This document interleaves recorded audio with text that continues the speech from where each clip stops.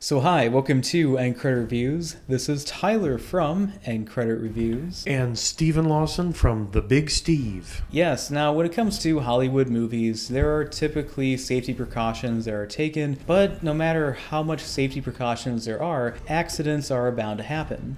And of course, the Universal Monster movies, being around for pretty much 100 years, or at least 100 years by this point in time, have had their fair share of accidents that have happened. So in this video, I am going to be going over every single Universal Monster movie, at least the ones that had injuries in them, at least the ones that were confirmed. And if you want to hear more about the Universal Monster movies, you can read all about it in my new book, 100 Years of Universal Monster Movies. It is a book that covers the history of all the movies from The Hunchback of Notre Dame to The Last Voyage of the Demeter. It has plenty of pictures to indulge in, and it has a foreword by my friend Antonia Carlotta. And by the time this video comes out, you can pre-order it right now, either in hardcover or in ebook digital. In fact, I've got a special copy just for my friend Steven right here. Wow! Well, thank you, man. That's so nice of you. And big congrats on publishing this bad boy finally as well. I know you've been working on it for a while. Oh yeah. Oh, wow. Thank you, man. That means so much to me. I really appreciate. I can't even express how much that means. Thank you. Yeah, I've been wanting to give you that copy for a while now. Really appreciate that. All right, yeah. So we'll save the clapping so the audio doesn't peak, but yeah, I'll let the audience clap for us. But Alright, so the first injury happened ironically during the first movie with The Hunchback of Notre Dame. Now, the stuntman for Lon Chaney Sr., known as Joe Bonmo, he was doing a scene where Quasimodo rappels down a rope to save Esmeralda, and he felt like rappelling down this rope for over 100 feet in height. I forget exactly if it was 100 feet high or whatever, but the rope was a pretty steep drop, one single take, and he had these leather gloves on, but he felt like the leather gloves weren't enough protection. So then the movie's director, Wallace Worley, got impatient, and it's like, I'm going to do it myself. So he gets into costume makeup, and he starts to do the stunt, and then halfway down, he starts to groan in pain and falls the rest of the way, and when they tend to him, he's got two giant holes in the palm of his hands that are smoking because the friction from the rope burned right through the leather gloves that he was wearing. So the stuntman decided to fashion together these two thin metal sheaths onto the palm of his hands for extra protection. He did the stunt, and it went pretty well. that's impressive. I also would like to see pictures of this guy's stigmatas for hands now, you know? I don't got those yet. I don't know if those exist yet, but that'd be funny to see that, like a time travel story. But so the next movie after that was The Phantom of the Opera, also starring Lon Chaney Sr. Now, the thing was that when Lon Chaney Sr. had the makeup on his face, he would have certain kind of metal on his face to get the exaggeration looks that he wanted. And the thing is that if he had these on for too long, he would actually start to bleed in the face. So he literally bled for his craft. And then the director of the movie, Rupert Julian, got injured too because a piece of wood by chance fell from the set and hit him and scratched him in the face. Now it's debatable whether this happened by chance or maybe somebody working on the movie didn't like him and did something bad to him, because he did get under the skin of some of the people working on the movie. Quite literally. The Splinter, at least, you know, but yeah. Yeah. Alright, so in Frankenstein, the two lead men in the movie, which were Boris Karloff and Colin Clive, both got injured during the movie. So the thing was that Colin Clive was encouraged by the movie's director to try to get more rough with the fight scenes. As a result, Colin Clive ended up dislocating an arm. The other thing that happened was that Boris Karloff did in the scene when his character as the monster was carrying Colin Clive's character up the hill into the windmill. The movie's director, James Whale, forced him to do it dozens of times, which led to Karloff having back problems later in life. And the reason why he did this was that earlier that day they were filming the drowning scene, and Boris Karloff took an issue with throwing the little girl into the river. And James Whale was so mad at Karloff questioning his authority, they forced him to do that. Yeah, that's pretty petty. Not gonna lie. That's one of those where you can see where things like that happen probably way more than you would think, even to this day on sets. Like, I know there's regulations and stuff that are in theory supposed to help, but I mean, if you're in charge of something, you can get away with a lot just being petty. Oh yeah. And speaking of a director having too much control, would have to be the movie The Mummy, the original Mummy from 1932.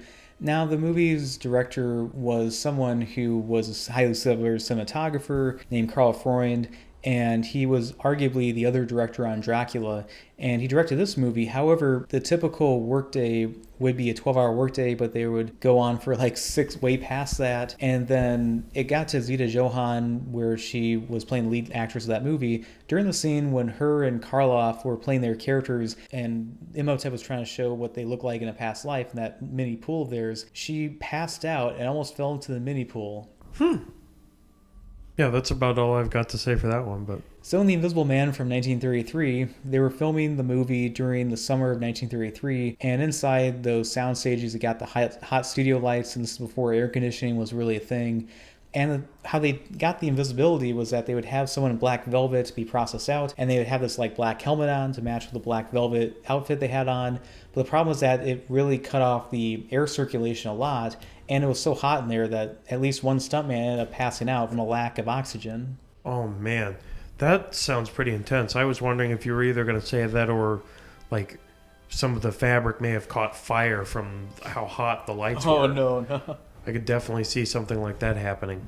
Okay. So in Bride of Frankenstein, Boris Karloff and Colin Clive got injured again. So what happened was the actor Karloff, he was in his first scene where he's playing the Frankenstein monster. It's revealed that he's alive in that grotto and the remains of the windmill. However, the rubber suit he was wearing that's supposed to keep him, dry from the wet out environment, not all the air was taken out of that suit. So when he got inside, it ended up making him float upwards, and then he ended up getting a hip injury as a result. However, Colin Clive ended up falling at one point and injured the ligaments in his knees, and he ended up having to go around with crutches, and which would explain why he's sitting down for a lot of the movie, and it was painful for him to stand up. Yeah, I wonder specifically for the hip injury, like how that physically happened. Like I've got a picture in my head of like what I think might have happened, but like I guess from the doctoral side, I'm curious specifically, like, was it when it inflated all at once? Was it like a positioning of how he dove in? Yeah, when he was placed into the water, his legs flew upwards and he floated. When Karloff and the crew laughed at first, the laughter stopped when it was revealed that the actor dislocated a hip. I see. Okay, so it was a dislocated hip. Okay, yeah, he got injured. So another director got injured during the making of Dracula's Daughter. So the movie's director, Lambert Hillier, got injured during production when a movie lighting lamp fell and hit him in the head. Filming stopped for a few hours. He was rushed to a nearby hospital, but then when it found out it was nothing serious, he went back to directing. Yeah, that seems like one that, again, could logistically happen today, too. A big piece of equipment falls on you. Seems like something that happens pretty regularly, but yeah. Interesting fact. Yeah, so in The Mummy's Hand, this was part of the mummy movies in the 1940s, where it was about the mummy limping around, the kind of stereotypical mummy. So the first actor to play him was Tom Tyler, and later it was Lon Chaney Jr. in later movies. So the thing was that it took roughly 6 hours to put the makeup on, and when he would remove it, he told Jack Pierce it had a sting-like pain to it. It hurt like the devil. So just like from the makeup being removed, would it pull his skin or something? I imagine so. All right, so a lot of injuries during the original Wolfman from 1941. So there was this German Shepherd named Moose who was the studio pet dog, and Lon Chaney Jr. took a liking to him. However, the thing was that this dog doubled for the werewolf that ended up biting Larry Talbot to curse him to be a werewolf. However, despite the fact that he had 3 layers of leather gloves on and a rubber sponge that was half an inch thick to protect his hands, the dog ended up biting Chaney Jr. so hard in the hand, the dog broke bones on Lon's thumb and forefinger. Later in the movie, when Claude Rains' character hits the Wolfman with the silver cane, he accidentally hit Lon Chaney Jr. in the eye with a fake silver cane, and he ended up getting a black eye as a result. In that same scene, Evelyn Enkers ended up having to feign for the fight. However, she ended up breathing some of those fake fog fumes, and she ended up passing out. So when they called cut, where's she at? So they couldn't find her because of how thick the fog was. So they had to gradually walk around to see where she was at. They had to be careful not to step on her. Boy, that's a carnival of injuries and potential injuries. No wonder they called the dog Moose, though, with how strong that bite was. In The Ghost of Frankenstein, during the day of filming, there was glue that was used for the headpiece on the Frankenstein monster. This is where Lon Chaney Sr. also played this character as well, because they wanted him to play as many monster characters as much as possible. He was their new horror movie actor. So the thing was that he tried to remove it because how itchy it was, and the thing was that they told him you can't do that. So he got so impatient that he ended up trying to remove it, and it ended up partially kind of scalping him, so blood ran down his face, and they had to patch him up because he had this temporary itch. Yeah, I guess I can kind of relate to that one, not specifically from my head, but I remember for me having terrible itches on a couple of casts for my arm and my leg, and when they eventually took the cast off, there was 7 rulers, several pencils and pens, and a kitchen knife and things like that. So just, like a drawer opened. So in The Mummy's Tomb, Lon Chaney Jr. had worn a mask in a lot of scenes because it didn't make any sense for him to actually do the detail makeup, because he didn't talk during that movie, so it made sense for him just to wear a mask. It would just simplify things. But the problem was that the mask obscured his vision, and because of that, when he was carrying Elise Knox around in the movie, that's who's the main character from NCIS, the guy who plays Gibbs in that, that's his mom. So the thing was that Lon Chaney Jr. was carrying around Lisa Knox in this the movie, ended up accidentally bumping into her in various stuff, including solid gravestones. So that was a pretty minor injury, I would take it. Or injuries. Yeah. And she had to act passed out. Okay. In Frankenstein Meets the Wolfman, an accident occurred when a car to that tread on a path of wood. And somehow, when this is Lon Chaney Jr. again, as well as Maria Ospinskaya, who played the Gypsy Woman, they were on this, wooden cart thing, and for some reason, they ended up coming off the cart, or the carriage, whatever you want to call it, and they fell off, and although Lon Chaney Jr. got these minor scrape injuries, the carriage wheel ended up running over Ospinskaya's foot, fracturing her ankle in the process. She spent 4 days inside a hospital to help recover. In addition to that, around the time when this was going on, Bela Lugosi, he was 60 at the time, or at least pushing 60. He was the Frankenstein monster in that movie, but because of his age and how tiresome it was to wear all the makeup and the costume, he ended up passing out when he was on a surgical table. Wow.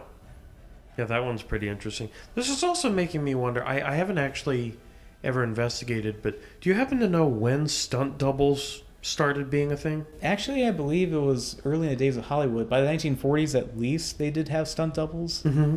Okay, so that's interesting. Just thinking about things like the carriage stunts, we kind of take it for granted today that stunt doubles have been a thing, but it occurs to me there probably were times back, especially during silent films and stuff, where it's this guy could just absolutely bust his crap and die. Yeah, there were stunt doubles in the silent era. I just mentioned the guy who was Lon Chaney Sr.'s stunt double for True. the Hunchback of Notre Dame. So in the 1943 version of Phantom of the Opera, there's a moment where while the actors ran by real rats, an accident occurred during this moment. So this is towards the end of the movie when this happened, when the Phantom's lair was collapsing.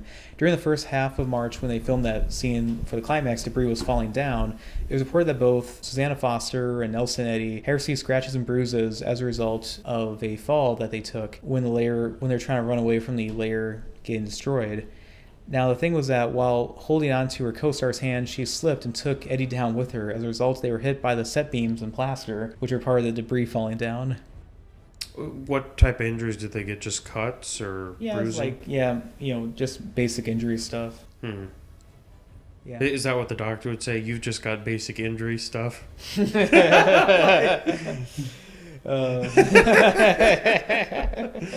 Third world country diagnosis. You're basically fine. There's just injuries and stuff all over your body. You're good.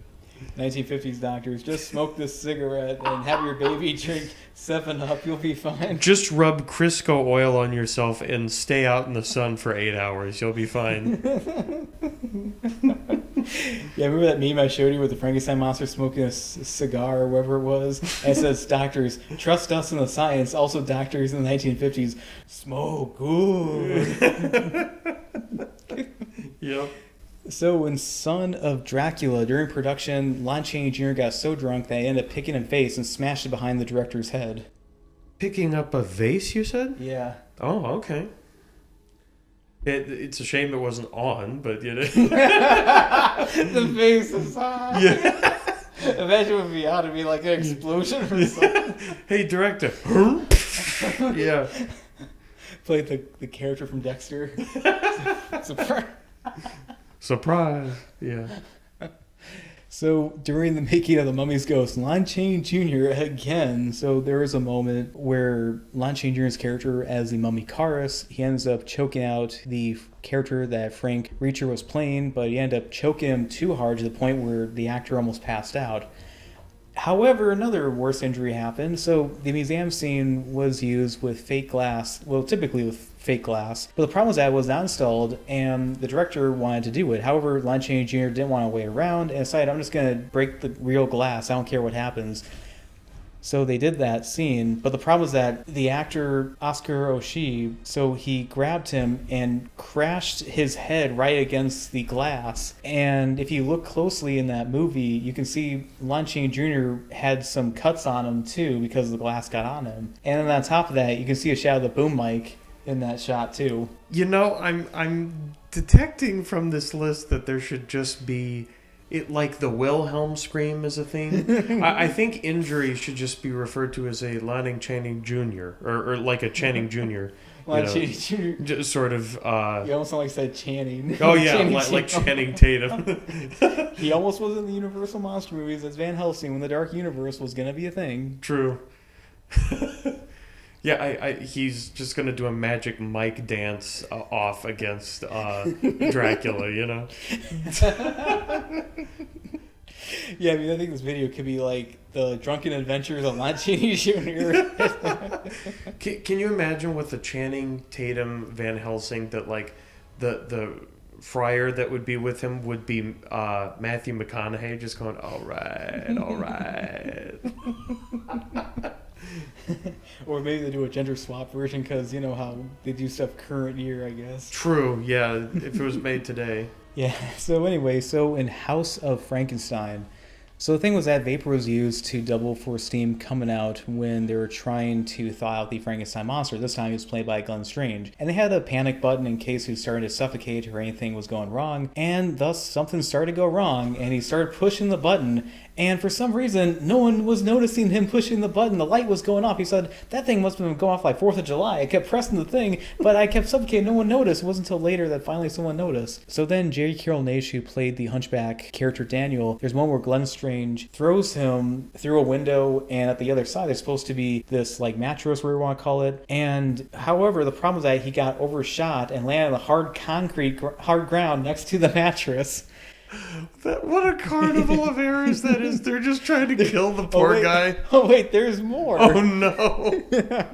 So Billy Jones, who was a stuntman for the Hunchback character, you know, falling to his death, he did like a tumble off the roof and then to his death. And that, so the thing was that he was told by stunt double Kerry Lofton, who was a stunt double for Boris Karloff in the movie, told him, you should like tumble down in that. But he's like, no, I'll just slide down. The problem is that he got cuts and scrapes because of the nails sticking up from the roof. And then Glenn Strange was carrying Boris Karloff down the stairs, and an extra got too carried away and threw a torch at him, and he almost fell down the stairs with Karloff. And then... We're not done! Holy cow! This is towards the climax of the movie, by the way. All the things go wrong towards the end. So the fire quicksand. There's a moment. There's a moment with the quicksand, and he gets on fire, and then Lofton's hair got singed. Oh wait, Lofton's hair got singed, and Strange would end up going faster into the quicksand to descend. Oh my gosh! It's literally just like beating down a cripple. It's so ridiculous. Oh my gosh. So he got scraped and beaten and different people, burned. Yeah, different injuries. Well, that's no, imagining him suffocating and that going. Oh man. No, we're not even, or maybe halfway done or whatever. But yeah.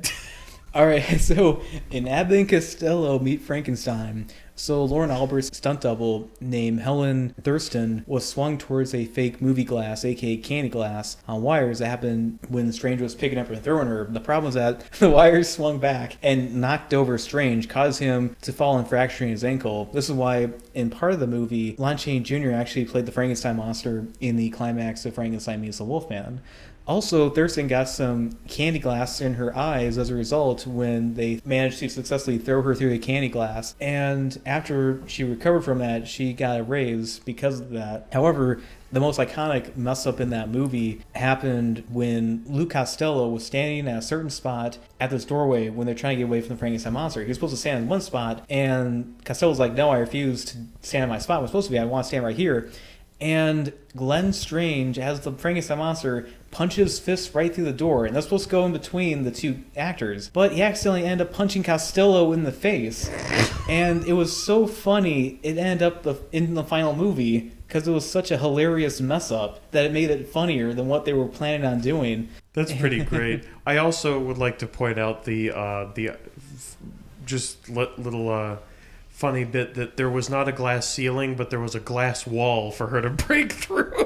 Oh yeah, sorry. I was just trying to read it fast. I'm still kind of recovering from the laughing we were doing. Oh yeah, for sure.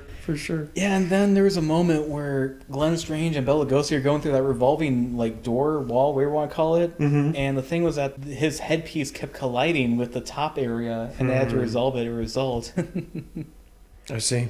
I can see Frankenstein, like, his nail gets caught on the thing, and it's like a Three Stooges, whoop, whoop, just getting his ear pulled, you know?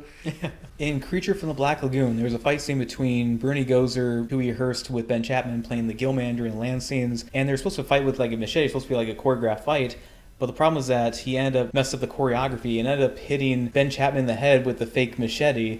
But the machete was dull enough and the makeup was and the headpiece was thick enough to not get any seriously injured. However, there's a moment where Ben Chapman was carrying Julie Adams around the cave, and because he had limited vision in that makeup and that mask he was wearing, he accidentally scraped her head against the paper mache rock and ended up getting her on the forehead, and they had to shut down filming for a brief moment as a result.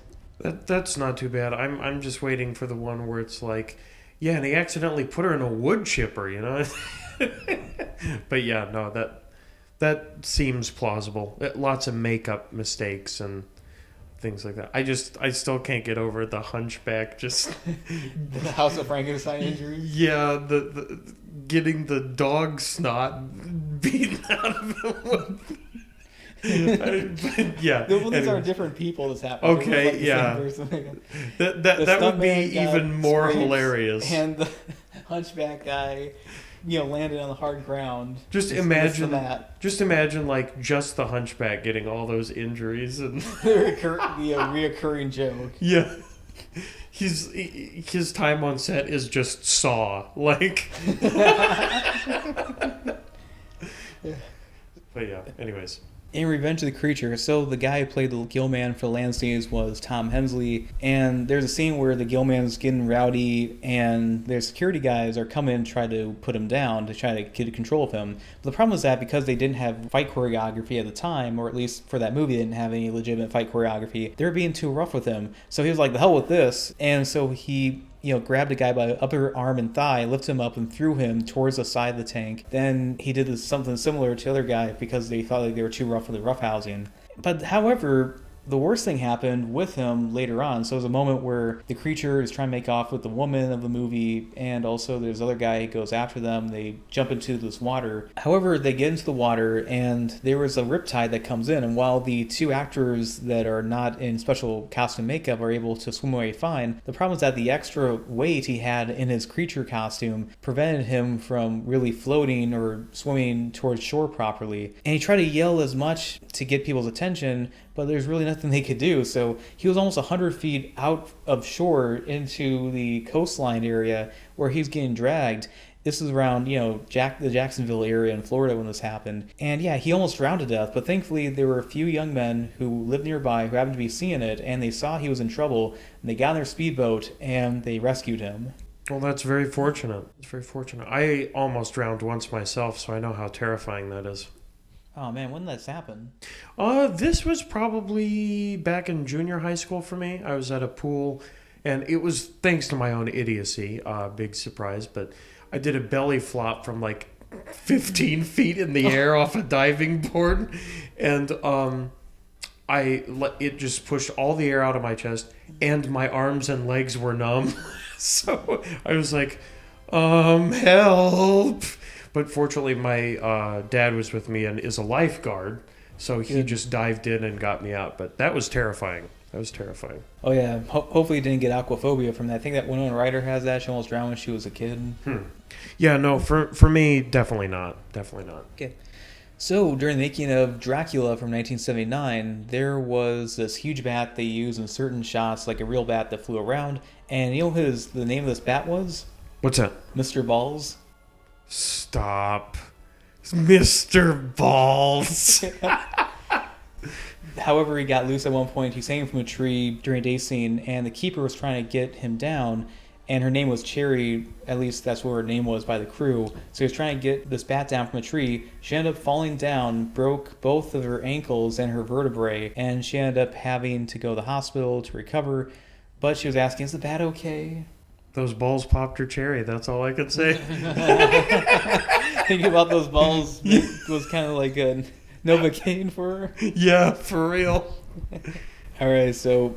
However, there was a moment in the movie where Frank Langella got injured himself. So in the movie, it was like one of the last days of filming. So there's a moment where a bunch of dry ice is going to make a fog thing. And the problem was that the dry ice started to melt and ended up soaking the back of Langella's head and in his cape. Ended up catching a cold as a result in this, box area surrounded by dry ice. And basically ended up catching a cold from it, and the result, and that was part of the reason why he was like, I'm never going to play Dracula ever again. For like any movie, TV show, stage play, whatever, he was like, yeah, I'm done with this. And then Laurence Olivier, some pronounce it differently. And the thing was that he was in some pain during that time of his life physically. He needed help to get out of his chair. He took steroids to help his condition. He had a nurse on standby. And sometimes the pins in his wig would hurt. And when it came to like any scene where he had to like run fast or walk fast, he sometimes needed a stunt double. You know how like Steven Seagal does nowadays. Mm-hmm. And yeah, so what do you think of that? That's a lot. That's all I got to say. So in the 1999 remake of The Mummy, during one of the first days of filming, there's a scene where Brendan Fraser's character is being hanged in that execution scene. Mm-hmm. However, he insisted on the stunt to be a little bit more realistic, whatever you want to call it. He had the stunt noose be a little bit more tighter, and he ended up passing out, and he almost died as a result. He had to be resuscitated. And then also crew members, whether get food poisoning or bitten by snakes or stung by scorpions, had to be evac'd out through a helicopter. And then John Hannah had this like problem with his arm, and he's like kind of wrapped up at one point during the Hominoptera scenes when they go back, and you're wondering, why is that? Well, that was because during the car chase scene, he ended up getting injured with his arm, or wrist, whatever you want to call it. So he ended up having to wear this thing around it to kind of get around that moment. And then there's a moment where he rips up his shirt gets ripped open because of scare beetles underneath. And the reason why he's injured during that was that he decided to hit the gym, going, I want to do a shirtless scene in that, but ended up injuring himself as a result. Interesting. Yeah. The almost hanging yourself thing, it makes me wonder, like, if you can get a stunt double you really hate and are just like, hang the bastard.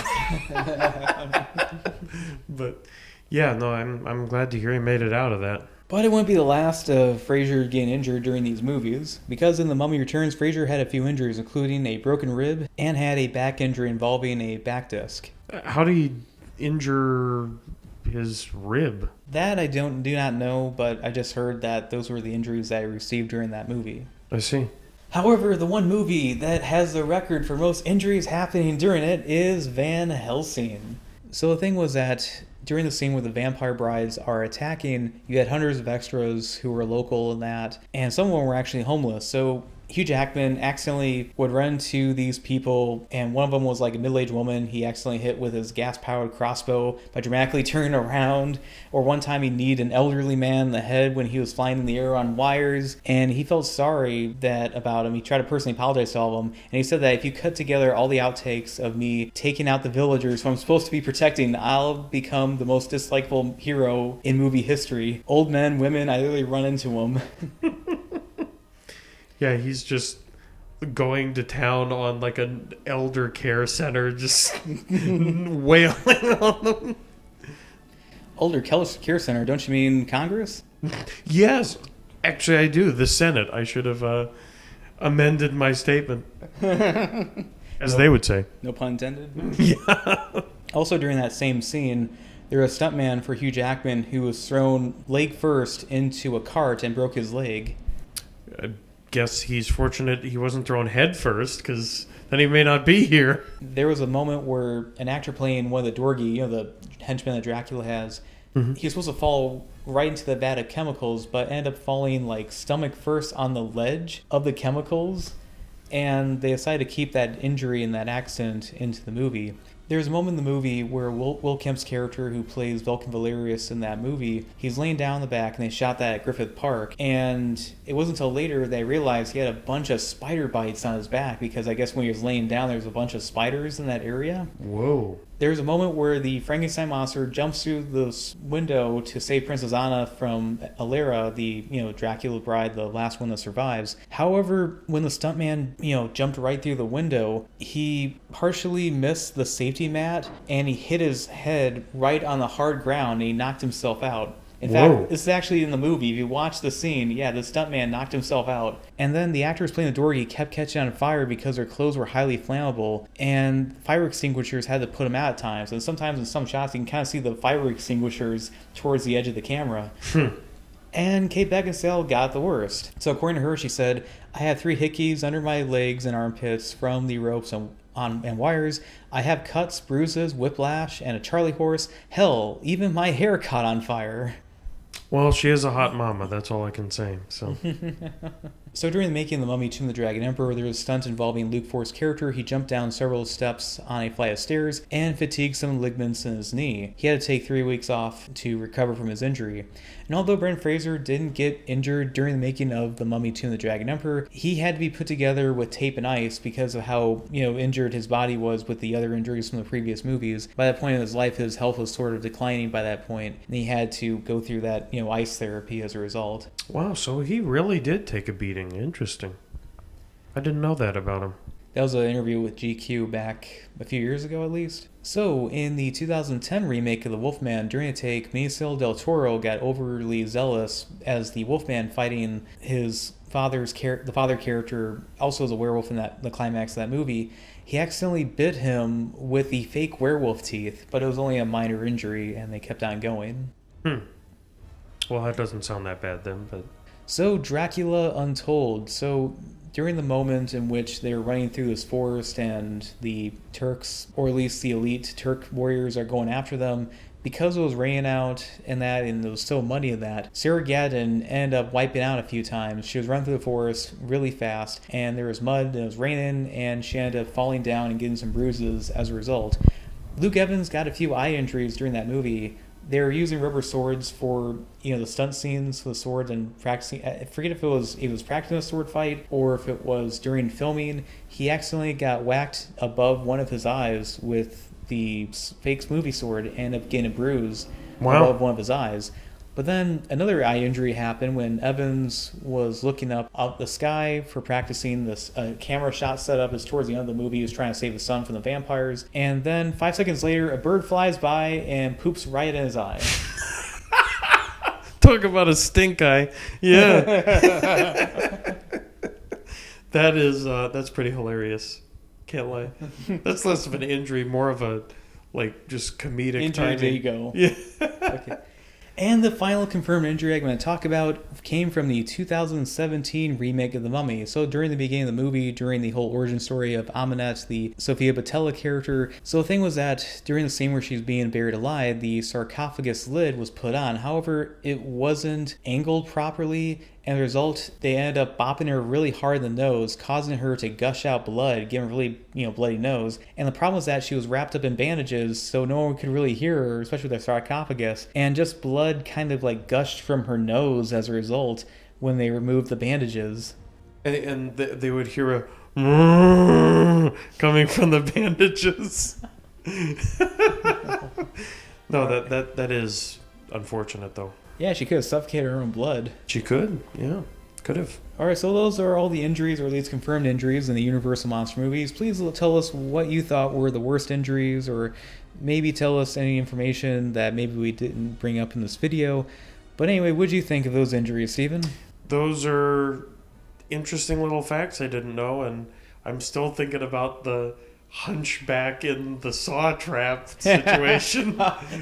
How's the Frankenstein? Yeah. The stuntman rolled off the, side of rolling off, he decided to slide down, the thing actually got scraped. Right. And then the guy playing him in the movie was thrown through the glass window. He was supposed to fall on the mat and accidentally landed right next to it, like a Family Guy skit. Yeah, that is like something out of a cartoon.